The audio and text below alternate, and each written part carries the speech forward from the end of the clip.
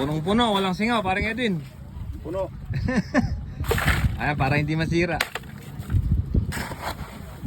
Kasi mamaya pa palang hapon kukunin to, iluluwas ng Manila. Yung pala yung ginagawang fishball. Yung mga isdang typis, silver, maya-mayang tabang. Ito no, bago yung rep ni parang Edwin. Wow, mapuputulan na ako ng kuryente niya. Dami ko rep. Dami mo rep eh. Para hindi masira, layer po yung ano niya, yung yelo niya. Pwede mo ba yan? Yelo pa lang, 500 na, may puhunan na mga kabukid. Hindi ka naman lugi no, parang Edwin. Hindi naman. Bayaran ng yung iba, yung ibang yelo. Babayaran nung kukuha sa'yo. Yan naman pala. Kunti lang. Mabait naman pala yung bayar mo. Ati kami. Ati kayo sa yelo. Yan. Okay, mamayang hapon. Di-deliver na yan. Kailangan walang singaw. Di malulusaw yung yelo mo. Ayan ba? Puno rin yan. Wala pa yun. Wala pa yun. Yan. Kaya pupunin niya. Kaya yung... Pupunuin. Diyan o. Diyan may bagong yelo. Marami pa daw sa bangka Isang ano pa eh.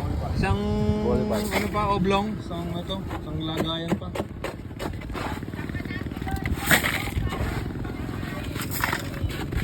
Layer para hindi masira kasi mamayang gabi pa pala kukuhanin to.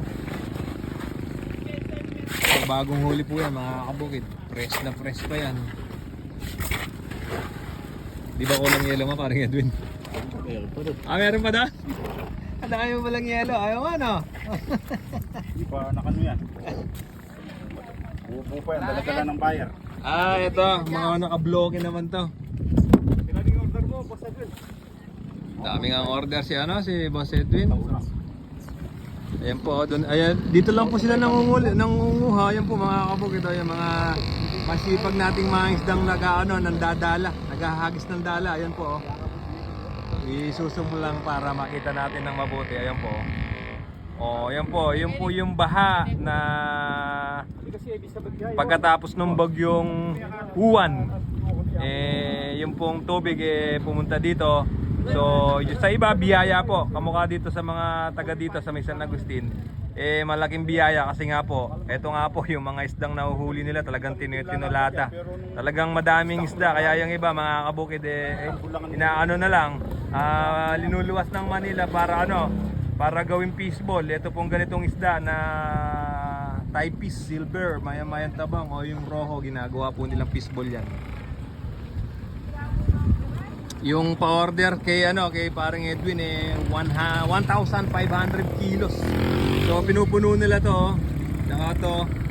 Ito na lang yung walang laman, yung isang rep ni parang Edwin. Palagay ko di na malalagyan pala tong isa. Ito na lang, last na lang to. Saka meron po nagtitinda dito ng mga isda, iba't ibang klase ng isda. Yan, nahuhuli po yan dito sa may sabi ko nga kanina, sa tubig baha.